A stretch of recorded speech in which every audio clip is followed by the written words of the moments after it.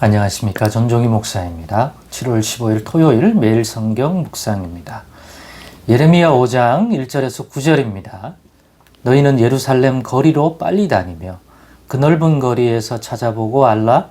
너희가 만일 정의를 행하며 진리를 구하는 자를 한 사람이라도 찾으면 내가 이 성읍을 용서하리라.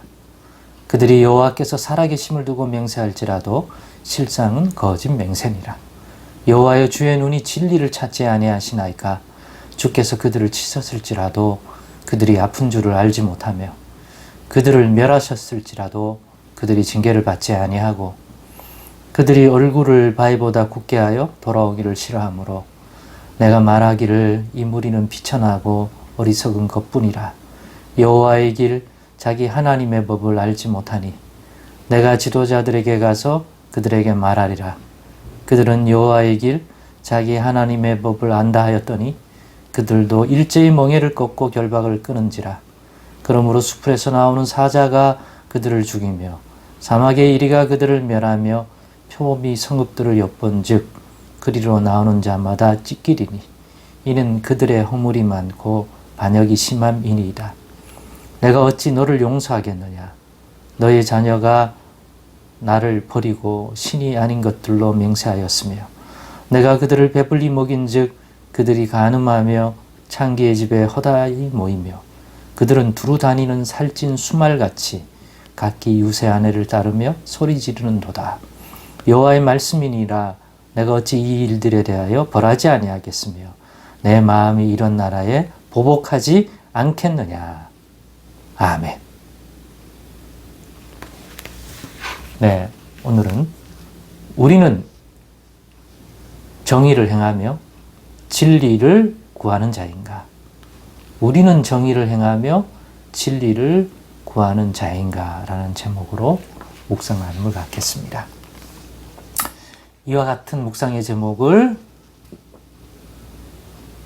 가지게 된 것은 오늘 본문 7절에 내가 어찌 너를 용서하겠느냐 라고 하는 이 하나님의 이 반문에 대한 답이 이것이라는 거죠. 그리고 7절로부터 나온 9절로 내용에 그렇죠? 내가 어찌 보복하지 않겠느냐? 내가 어찌 벌하지 않겠느냐? 이 일들에 대해서. 그 일들이 뭡니까? 정의를 행하며 진리를 구하는 자가 없는 거죠. 어떤 정의입니까? 우리 하나님 보시기에 하나님의 백성으로서 하나님 나라를 위한 그러한 인생으로서 그 정의를 행하며 그 진리를 구하는 자가 예루살렘에 한 사람도 없다는 것입니다. 그래서 본문 1절에 그와 같은 얘기를 한 거죠. 야, 한 사람이라도 하나님 나라에 합당한 백성으로서 하나님 보시기에 정의를 구하고 진리를 구하는, 정의를 행하며 진리를 구하는 사람이 한 사람이라도 있다면 내가 용서하겠다. 지금까지 말했던 그런 진노와 심판, 그로 인한 황폐, 황무 실행하지 않겠다. 그런데 한번 봐라. 그러면서 그 내용이 2절로부터 쭉 나오죠. 2절에서부터 6절도 그들이 여호와의 살아계심을 두고 맹세하지만 실상은 거짓 맹세예요. 거기에 무슨 정의가 있고 거기에 무슨 진리를 구하는, 하나님 나라의 진리를 구하는 자로서의 모습이냐. 오직 자기네 육신적인 것들을 향한 열망과 그런 욕심과 죄된 것들이 반영되어 있을 뿐이지 무슨 하나님의 나라의 정의, 하나님의 의, 하나님 백성다운 거룩한 그러한 진리의 추구함이 거기에 있더냐 이거예요. 그래서 깨달으라고 징계를 내리고 매를 대도 그들은 무감각해서 자기들에게 임한 환난과 핍박이 자신들의 죄에 대하여 깨달으라고 주는 징계고 책망임에도 불구하고 그게 징계인지도 모르고요. 또 자신들이 하나님의 매로 아파하기를 바라는데 아픈 줄을 몰라요. 무감각하다는 얘기예요.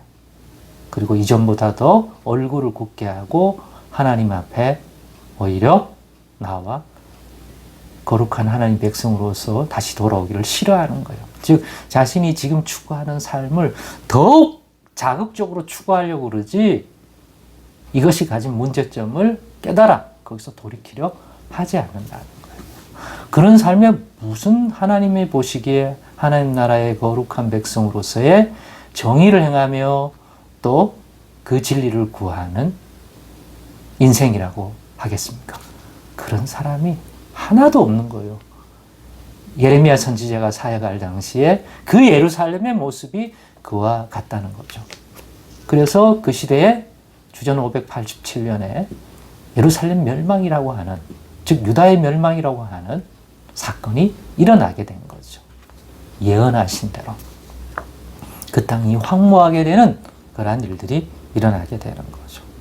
오늘 본문의 내용이 다 그래요. 이 실상을 봐라.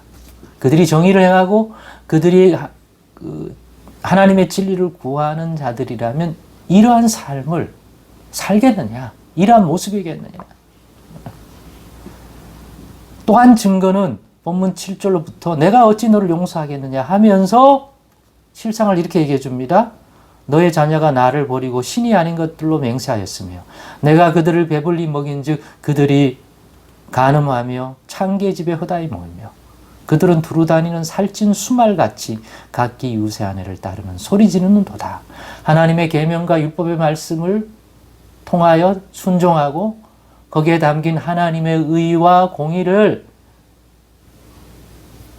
그 사회에 또 이웃에게 행한다면 어떻게 이렇게 행하냐? 하나님께 어떻게 이렇게 행할 수 있느냐?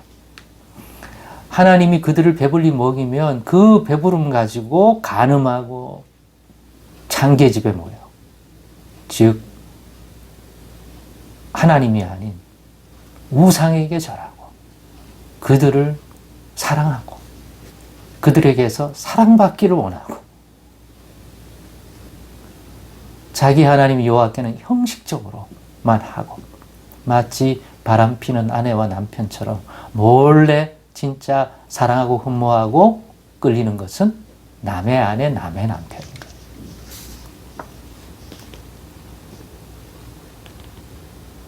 그들이 자신의 하나님의 의를 행하는 게 있냐고요. 하나님이 그들에게 베푸신 은혜에 대하여 배은망덕한 패역함만을 저지르고 있다는 거예요. 그게 어떤 부분이 아니라 예루살렘, 즉 유다 사회 전체가 그렇다는 거예요. 예루살렘은 결국 이스라엘과 그 당시에는 북이스라엘이 멸망당했으니까 결국 남유다의 지도자들이 사는 곳이 아닙니까? 거기가. 정치, 경제, 종교의 중심인 예루살렘이 성이 그 모양이에요. 그것은 유다 전체를 반영해 주는 것이죠. 말씀을 마치려고 합니다. 그렇습니다. 이런데 내가 어찌 용서를 할 수 있겠느냐? 어찌 이러한 일들에 대해 벌하지 않겠느냐? 너 같으면 너도 의를 따르려고 하는 자라면 그러겠느냐? 이런 걸 보면서 우리는 거룩한 하나님의 백성으로서 예수 그리스도 안에서 하나님의 백성으로 부름받은 우리는 그 하나님 나라의 정의를 행하며 그 진리를 구하는 자일까를 질문해 보게 된 겁니다. 만약 그렇지 않다면 우리도 같은 심판의 날에 임하게 될 것입니다. 이 세대가 악해지고 믿음의 사랑과 교회마저도 이러한 것은 멀어지고 있다면 여러분만이라도 이 한 사람이 되어줄 수 있기를 바랍니다. 저도 이 한 사람이 되고자 오늘도 기도하고 또 은혜를 구하고 성령 충만을 구하고 믿음을 구하도록 하겠습니다. 기도하겠습니다. 하나님 은혜 내려주셔서 영적으로 아버지 무감각해지지 아니하고 하나님의 말씀과 성령의 감동을 입어 하나님 나라의 정의를 행하고 하나님의 진리를 오늘도 부족하지만 구하고 행하려는 그런 중심을 가지게 도와주옵소서. 계속 강팍해지고 악해지는 이 세상에서 그런 믿음의 마음을 잃지 않도록 주여 자비를 베풀어 주시옵소서. 예수님의 이름으로 기도드리옵나이다. 아멘.